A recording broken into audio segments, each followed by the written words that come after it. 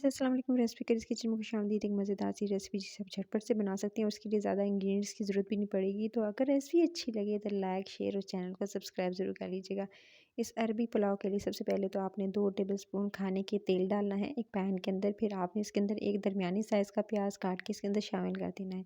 प्याज को काट के इसके अंदर शामिल किया और उसके बाद आपने हल्की धीमी आंच पे इसको कुक करना है, इतना कि प्याज का कलर जब तक कि लाइट गोल्डन नहीं हो जाता। प्याज को हो रहा है इसके साथ ही आप इसके अंदर शामिल कर दीजिएगा। प्याज जो है वो इस जब हल्का सा जिसका कलर चेंज होने लगे तभी आप इसके अंदर सफ़ेद ज़ीरा आधा टीस्पून शामिल कीजिएगा, छोटा चाय का चम्मच। और साथ में ही आप इसके अंदर शामिल कर दीजिएगा स्या ज़ीरा। सफ़ेद और स्याह दोनों जो है हाफ़ हाफ़ टी स्पून आप शामिल कीजिएगा, यानी काला ज़ीरा जो होता है। उसके साथ ही आपने इसके अंदर गरम मसाला साबित जो होता है वो एक छोटा टीस्पून जो है वो सारा, दालचीनी, लौंग, काली बड़ी इलायची, उसके अलावा आप छोटी इलायची जो होती है वो सारी जो है तेज़ पत्ता इस समेत आप 1 टीस्पून आप शामिल कर दीजिएगा। उसके बाद आपने इसको 1 से 2 मिनट कुक कर लेना है। जब अच्छी सी खुशबू आने लगे और लाइट गोल्डन सा बस इस तरह कलर प्याज का हो जाए तो बस आप इसके अंदर जो है एक दरमियाने साइज़ का आलू काट के शामिल कर दीजिए। इसके अंदर जो आलू शामिल किया है आपने, इसको 1 से 2 मिनट आपने कुक करना है और इसके अंदर भून लेना है। 1 से 2 मिनट भून लेंगे, उसके बाद आपने एक छोटा टीस्पून अदरक और लहसुन का पेस्ट जो होता है वो शामिल कर देना है। साथ में आप इसके अंदर शामिल कर दीजिएगा टमाटर। अच्छा, टमाटर मैंने एक दरमियाने साइज़ का टमाटर लिया था और काट के इसके अंदर शामिल कर दिया। एक टमाटर भी जाएगा, एक बाद में शामिल करेंगे। तो 2 टमाटर जो हैं टोटल मैंने इसके अंदर शामिल किए हैं। उसके बाद आपने टमाटर और साथ में अदरक लहसुन का जो पेस्ट है उसको आप 1 से 2 मिनट अच्छे से भून लेंगे। भूनते हुए साथ में आपने मसाले शामिल करते जाना है।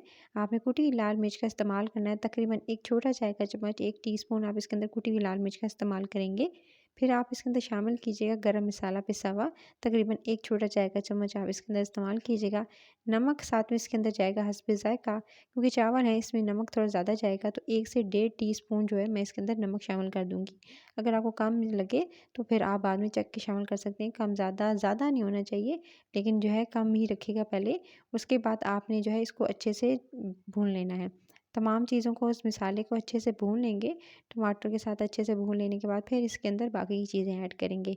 तो फ्राई करते हुए यानी भूनते हुए मुझे 2 मिनट गुजर चुके थे। अब इस स्टेज पे थोड़ा-सा पानी शामिल करेंगे ताकि आलू भी थोड़े सॉफ्ट हो जाएँ और टमाटर जो है वो अच्छे से थोड़े गल जाएँ। तो इसको मसाले को बनाने के लिए आपने तकरीबन जो है कवर करके ढक्कन लगा के 2 मिनट के लिए छोड़ देना है। जैसे पानी ड्राई हुआ और मसाला अच्छे से भुन गया और आलू थोड़े से सॉफ्ट हो गए, यानी 50% कह सकते हैं, यानी आधे जो हैं वो गल चुके हैं।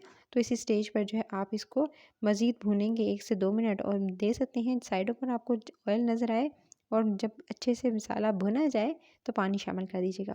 चावलों की मकदार के हिसाब से आप इसके अंदर पानी शामिल कीजिएगा। मैंने इसके अंदर 1 गिलास भरकर पानी का शामिल किया है। आपको बताऊंगी कि मैंने कितने चावल लिए और उस हिसाब से मैंने क्यों पानी इतना इस्तेमाल किया है। चावलों के जो पानी है इसके अंदर आपने 2 से 3 बॉयल आने देने हैं, अच्छे से उबलने देना है। साथ में उबलते हुए पानी के अंदर आपने हरी मिर्चें काट के 2 अदद इस तरह से हाफ़ कर लीजिएगा दरमियान से, वो शामिल कर देनी है। जो टमाटर की बात हुई थी ना, 1 टमाटर पहले शामिल किया था, 1 टमाटर जो है इस तरह से क्यूब्स में काट के अब शामिल कर दीजिएगा। इसी स्टेज पे शामिल करके पानी को 2 से 3 मिनट उबलने देंगे। उबलते हुए पानी के अंदर फिर आप क्या करेंगे, आपने लेनी है 1 प्याली चावलों की।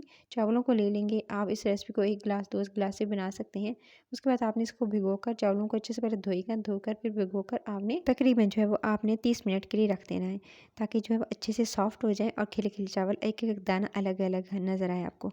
अच्छा, ये देख सकते हैं पानी उबल रहा था, पानी में 2 से 3 अच्छे से बॉयल आ चुके हैं। जब अच्छे से पानी में बॉयल आने लगे और ये देख सकते हैं थोड़े से आलू भी इसमें काफ़ी हद तक सॉफ्ट हो चुके हैं। अब उबलते हुए इस पानी के अंदर आपने शामिल करने हैं जो भिगो कर रखे चावल, वो चावल भिगोए हुए आप इसके अंदर शामिल कर देंगे। चावल इसी स्टेज पे शामिल करेंगे। 1 प्याली चावलों के लिए, यानी जो 1 प्याली भर कर थी मेरे पास, वो आपने जो है वो इसके अंदर शामिल कर देनी है। और उसके बाद आपने चावलों को शामिल करते ही आँच कर देनी है दरमियानी से तेज़। जब भी चावल को शामिल करें तो आप उसके बाद आँच थोड़ी तेज़ कर दीजिएगा, ताकि पानी भी ड्राई हो जाए और आपका चावल जो है वो काफ़ी हद तक सॉफ्ट हो जाए, यानी गल जाए। सो आपने क्या करना है, आँच मैंने की तेज़, पानी जैसे ड्राई होने लगा, ये देख सकते हैं पानी में थोड़ी सी, यानी चावलों के अंदर पानी की थोड़ी सी कसर रह गई है। मज़ीद 1 से 2 मिनट और कुक करूँगी, ताकि जो थोड़ा बहुत पानी रह गया है वो थोड़ा इवैपोरेट हो जाए। उसके बाद आपने इसको कवर लगा के, यानी ढक्कन लगा के छोड़ देना है। 10 मिनट का दम देना है। 10 मिनट के बाद ये देख सकते हैं परफेक्ट पुलाव हो चुका है रेडी।